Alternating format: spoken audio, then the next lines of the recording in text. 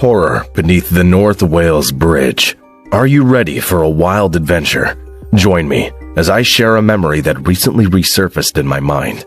As a young teenager living in North Wales, UK, my 4 friends and I often found ourselves wandering aimlessly through the countryside and coastline. We would often explore abandoned buildings and structures, but we never imagined that we would find something as sinister as what we discovered that night.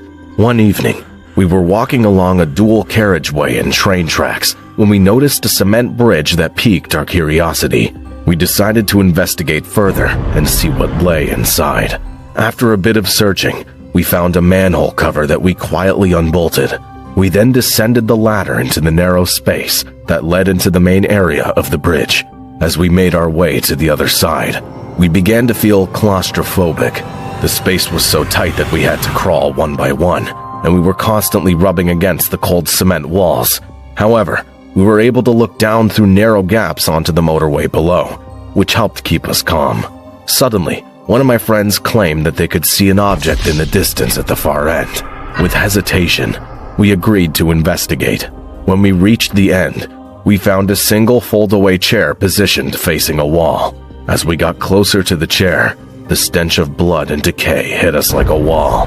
It was a smell that we would never forget, and it was so strong that it made some of us gag. We felt as if we were walking into a trap, but we were so curious that we couldn't resist. On the chair was a partially torn page from a magazine that showed a model woman whose eyes on display had been disturbingly cut from the page. We were speechless and felt an overpowering sense of panic. Once we saw the torn page with the model's eyes cut out, we realized that we were dealing with someone who was insanely disturbed. It was clear that whoever sat in that chair was not in their right mind. We felt like we were in a horror movie, and we were waiting for something absolutely horrendous to jump and lunge at us at any moment. But that wasn't the worst of it. We found a blood-drenched blue latex glove that's specifically used in hospitals. It was a horrendous, gut-wrenching discovery. The blood-drenched blue latex glove was the final straw. We knew that we had to get out of there, and fast.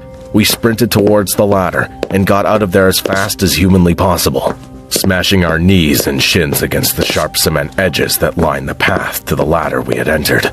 Once we were out of the bridge, we were all in shock. We didn't know what to do or who to tell. We were too scared to tell our parents, and we didn't think the police would believe us.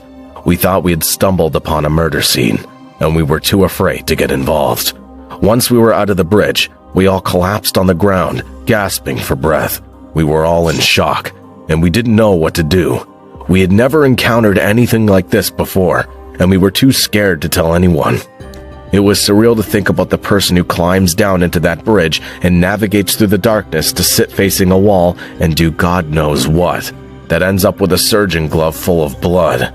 This was certainly not the doings of a healthy-minded individual. Looking back, we should have let the police or someone know about what we'd found. As an adolescent, it was the type of thing I just wanted to forget. However, it's a memory that still haunts me to this day. I often think about the twisted individual who sits in that chair, and it sends shivers down my spine.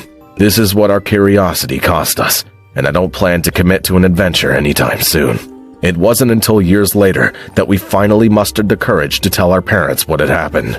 They were horrified, and they immediately called the police. The police investigated the scene, but they never found anything. It was as if whoever had left the glove in the torn magazine page had vanished into thin air, or maybe is on to his next twisted endeavor. Who knows? To this day, we still wonder who sat in that chair and what they were doing there. Was it a serial killer? A disturbed individual? We'll never know for sure.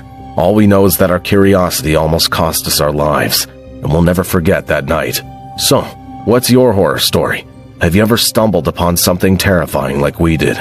Tell us in the comments below.